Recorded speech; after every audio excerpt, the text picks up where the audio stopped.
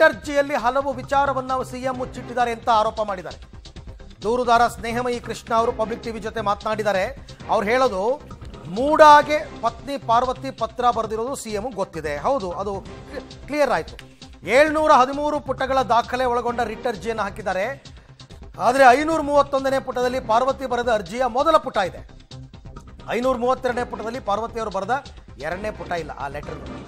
ಹೀಗೆ ಮುಖ್ಯಮಂತ್ರಿಗಳು ಹಲವು ವಿಚಾರಗಳನ್ನು ರಿಟ್ ಅರ್ಜಿಯಲ್ಲಿ, ಅಂದರೆ ಕೋರ್ಟ್ಗೆ ಸಲ್ಲಿಸಿರುವ ರಿಟ್ ಅರ್ಜಿಯಲ್ಲಿ ಮುಚ್ಚಿಟ್ಟಿದ್ದಾರೆ.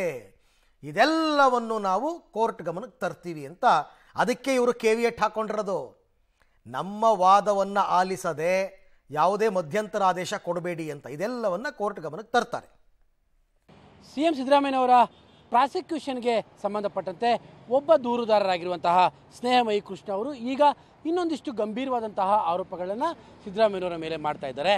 ಅವರು ಹೇಳ್ತಾ ಇರುವಂಥದ್ದು, ಹೈಕೋರ್ಟಲ್ಲಿ ಏನು ಇದಕ್ಕೆ ಸಂಬಂಧಪಟ್ಟಂಥ ರಿಟ್ ಪಿಟಿಷನ್ ಹಾಕಿದ್ರು ಸಿದ್ದರಾಮಯ್ಯನವರು, ಅದರಲ್ಲಿ ಕೆಲವೊಂದಿಷ್ಟು ದಾಖಲೆಗಳನ್ನ ಮುಚ್ಚಿಟ್ಟಿದ್ದಾರೆ ಅನ್ನುವಂಥದ್ದು. ಈಗ ಅದ್ರ ಬಗ್ಗೆ ಮಾತನಾಡೋದಕ್ಕೆ ಸ್ವತಃ ಸ್ನೇಹಮಯಿ ಕೃಷ್ಣ ಅವರಿಗೆ ನಮ್ಮ ಜೊತೆಲಿದ್ದಾರೆ. ಸರ್, ಪ್ರಮುಖವಾಗಿ ಯಾವ ದಾಖಲೆಗಳನ್ನು ಹೈಕೋರ್ಟ್ಗೆ ಮುಚ್ಚಿಟ್ಟಿದ್ದಾರೆ ಸಿದ್ದರಾಮಯ್ಯನವರು ಅಂತ ತಮ್ಮ ವಾದ? ಸರ್, ಸಿದ್ದರಾಮಯ್ಯವರು ನಮಗೆ ಇಂಥದೇ ಜಾಗದಲ್ಲಿ ಸೈಟ್ ಕೊಟ್ಟಿದ್ದಿಲ್ಲ, ಯಾರೂ ಪತ್ರ ಬರೆದಿಲ್ಲ ಹಾಗೆ ಅಂತೇಳಿ ಸುಳ್ಳು ಹೇಳ್ತಿದ್ರು. ಆದರೆ ಅವ್ರ ಹೆಂಡತಿ ಶ್ರೀಮತಿ ಪಾರ್ವತಿಯವರು ಅಂಥ ಪತ್ರ ಬರೆದಿದ್ದಾರೆ ಅನ್ನೋ ದಾಖಲೆಗಳನ್ನು ನಾವು ಬಿಡುಗಡೆ ಮಾಡಿ ನಿನ್ನೆಯಿಂದ ಮಾಧ್ಯಮದಲ್ಲಿ ಚರ್ಚೆ ಆಗ್ತಿರೋ ವಿಚಾರ.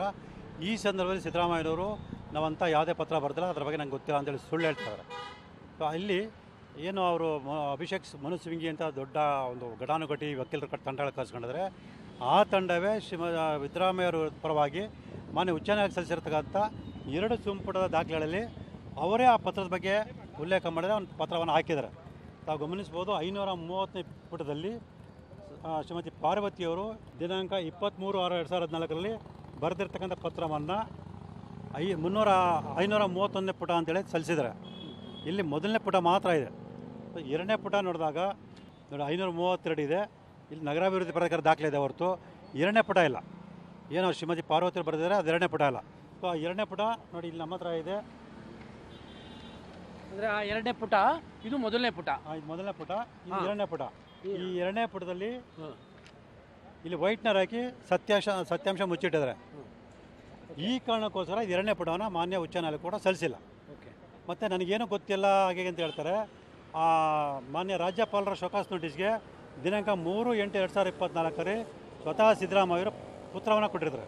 ಇದು ಯಾರಿಗೆ ಬರೆದಿರೋದು? ರಾಜ್ಯಪಾಲರಿಗೆ 3/8/2024 ಬರ್ತಕ್ಕಂಥ ಪತ್ರ. ಈ ಪತ್ರದ 30ನೇ ಖಂಡಿಕೆಯಲ್ಲಿ ಸ್ವತಃ ಸಿದ್ದರಾಮಯ್ಯರು ಬರ್ತಾರೆ. 23/6/2024 ಶ್ರೀಮತಿ ಪಾರ್ವತಿ ಅವರು ಮೈಸೂರು ನಗರಾಭಿವೃದ್ಧಿ ಪ್ರಾಧಿಕಾರಕ್ಕೆ ಪತ್ರವನ್ನು ಬರೆದಿದ್ದಾರೆ ಅಂತ ಅವರೇ ಬರೀತಾರೆ. ಅನ್ನೆಕ್ಸರ್ 15 ಗುರುತು ಮಾಡಿ ಆ ದಾಖಲೆಯನ್ನು ಕೊಟ್ಟಿದ್ದಾರೆ. ಅಂದರೆ ಮಾನ್ಯ ಮುಖ್ಯಮಂತ್ರಿ ಆದ ಸಿದ್ದರಾಮಯ್ಯವರು ರಾಜ್ಯದ ಜನತೆಗೆ ಅಷ್ಟೇ ಅಲ್ಲದೆ ಮಾನ್ಯ ಉಚ್ಚ ನ್ಯಾಯಾಲಯಕ್ಕೂ ಕೂಡ ವಂಚಿಸುವ ಪ್ರಯತ್ನವನ್ನು ಮಾಡ್ತಾರೆ. ಅಂದರೆ ಸತ್ಯವನ್ನು ಮುಚ್ಚಿಟ್ಟು ಸುಳ್ಳು ಹೇಳುವ ಮೂಲಕ ವಂಚನೆ ಮಾಡೋ ಪ್ರಯತ್ನ ಮಾಡ್ತಾ ಇದ್ದಾರೆ ಅಂದರೆ ಸ್ಪಷ್ಟ ಗೊತ್ತಾಗುತ್ತೆ. ಅಲ್ಲ, ಸ್ನೇಹಮಯಿ ಕೃಷ್ಣ ಅವರಿಗೆ ಹೇಳ್ತಾ ಇರುವಂಥದ್ದು, ಈಗಾಗಲೇ ಏನು ನಿನ್ನೆಯಿಂದ ಸಿದ್ದರಾಮಯ್ಯ ಏನು ಹೇಳ್ತಾ ಇದ್ರು, ನನ್ನ ಪತ್ನಿ ಪತ್ರವೇ ಬರೆದಿಲ್ಲ, ಪತ್ರ ಬರೆದ ವಿಚಾರ ನನಗೆ ಗೊತ್ತಿಲ್ಲ ಅಂತ ಹೇಳ್ತಾ ಇದ್ರು. ಆ ಪತ್ರದ ಉಲ್ಲೇಖವನ್ನೇ ಅವರು ರಾಜ್ಯಪಾಲರಿಗೆ ಕೊಟ್ಟಿರುವಂತಹ ರಿಟ್ ಅರ್ಜಿಯಲ್ಲೂ ಕೂಡ ಉಲ್ಲೇಖ ಮಾಡಿದ್ದಾರೆ. ಆದರೆ 2ನೇ ಪುಟವನ್ನು ಅವರು ದಾಖಲೆ ಮಾಡಿಲ್ಲ, 2ನೇ ಪುಟವನ್ನು ಅವರು ತೋರಿಸಿಲ್ಲ. ಏನೋ ಎಡಿಟ್ ಆಗಿದೆ ಅಂತ ನಾವೇನು ಹೇಳ್ತಾ ಇದ್ವಿ, ವೈಟ್ನರ್ ಹಾಕಿದ್ದಾರೆ ಅಂತ, ಅದನ್ನು ಕೊಟ್ಟಿಲ್ಲ ಅನ್ನುವಂಥದ್ದು ಇವರ ಆರೋಪ. ಅಂದರೆ ಇದು ಕೂಡ ಕಾನೂನಾತ್ಮಕವಾಗಿ ತಪ್ಪ? ಹೌದು ಸರ್. ಈಗ ಸತ್ಯವನ್ನು ಮುಚ್ಚಿಡೋದು ಕೂಡ ಮತ್ತು ನೈಜ ಸಾಕ್ಷ್ಯಗಳನ್ನು ನಾಶ ಮಾಡೋದು ಕೂಡ ಅಪರಾಧ ಕೃತ್ಯ ಆಗುತ್ತೆ. ಈ ಹಿನ್ನೆಲೆಯಲ್ಲಿ ಇವರೇನು ಸಾಕ್ಷ್ಯ ನಾಶ ಮಾಡಿದ್ದಾರೆ ಅಂದರೆ ಸತ್ಯಾಂಶ ಕೂಡಿದಂತಹ ಅಂಶಗಳಿದೆ, ಅದರ ಮೇಲೆ ವೈಟ್ನರ್ ಹಾಕಿ ಸಾಕ್ಷಿ ಏನು ನಾಶ ಮಾಡಿದರೆ ಇದು ಇಂದಿನ IPC 201 ಪ್ರಕಾರ ಅಪರಾಧ ಕೃತ್ಯ ಆಗುತ್ತೆ. ಸೊ ಹಾಗಾಗಿ ಅವ್ರ ವಿರುದ್ಧ ಏನು ನಾವು ಆರೋಪ ಮಾಡಿದ್ದೀವಿ ಅದಕ್ಕೆ ಈ ಒಂದು ಅಪರಾಧ ಕೃತ್ಯ ಕೂಡ ಸೇರ್ಪಡೆ ಆಗುತ್ತೆ. ಸೊ ಮಾನ್ಯ ಸಚಿವರಾದ ಬೈರತಿ ಬಸವರಾಜ್ ಅವರು CM ಅನ್ನು ಸಮರ್ಥನೆ ಮಾಡ್ಕೊಳ್ಳೋ ನಿಟ್ಟಿನಲ್ಲಿ ಏನೋ ಅಪ್ಪಿತಪ್ಪಿ ಅಧಿಕಾರಿಗಳು ವೈಟ್ನರ್ ಹಾಕಿರ್ಬೋದು, ಅದೇನು ತಪ್ಪು ಅಂತ ಹೇಳ್ತಾರೆ. ಏನೋ ಒಂದು ತಪ್ಪಾಗಿರ್ಬೋದು, ಅದಕ್ಕೆ ವೈಟ್ನರ್ ಹಾಕೋದು ತಪ್ಪು ತಿದ್ದಕ್ಕಲ್ಲ. ಆ ವೈಟ್ನರ್ ಮೇಲೆ ಏನು ಬರೀಬೇಕಾಯಿತು ಅದನ್ನು ಬರೆಯೋದಕ್ಕೋಸ್ಕರ ವೈಟ್ನರ್ ಹಾಕಿ ಅದ್ಮೇಲೆ ಬರೀಬೇಕಾಯ್ತು, ಈ ಥರ ಖಾಲಿ ಬಿಡೋದಲ್ಲ. ಈಗ ನೀವು ಇದ್ರ ಮೇಲೆ ಏನು ಕ್ರಮ, ಮತ್ತೇನಾದರೂ ಅಪ್ಲಿಕೇಶನ್ ಹಾಕೋದು? ಇಲ್ಲ ಸರ್, ಏನು ಅಪ್ಲಿಕೇಶನ್ ಈಗ ಹಾಕಿರೋ ಅಪ್ಲಿಕೇಶನ್ ಇದನ್ನು ಸೇರಿಸ್ಕೊಳ್ಳೋದಕ್ಕೆ ನಾವು ಮನೆ ಪತ್ರ ಸಲ್ಲಿಸಬೇಕಾಗುತ್ತೆ. ಮತ್ತು ಈಗೇನು ಹೈಕೋರ್ಟಲ್ಲಿ 29ನೇ ತಾರೀಕಿದೆ, ಆವಾಗ ಹೈಕೋರ್ಟ್ಗೆ ಈ ಅಂಶಗಳನ್ನ ಅಂದರೆ ಅವರೇ ಮಾನ್ಯ ಉಚ್ಚ ನ್ಯಾಯಾಲಯ ಸಲ್ಲಿಸಿರೋ ದಾಖಲಾತಿಗಳಲ್ಲಿ ಇರ್ತಕ್ಕಂಥ ಸಾಕ್ಷ್ಯಗಳನ್ನು, ನಮ್ಮ ಪರವಾಗಿರೋ ಸಾಕ್ಷ್ಯಗಳನ್ನು ಮಾನ್ಯ ಗಮನಕ್ಕೆ ತಂದು ನಮ್ಮ ಪರವಾಗಿ ಆದೇಶ ಮಾಡೋಕ್ಕೆ ನಾವು ಮನವಿ ಮಾಡ್ಕೊಳ್ತೀವಿ.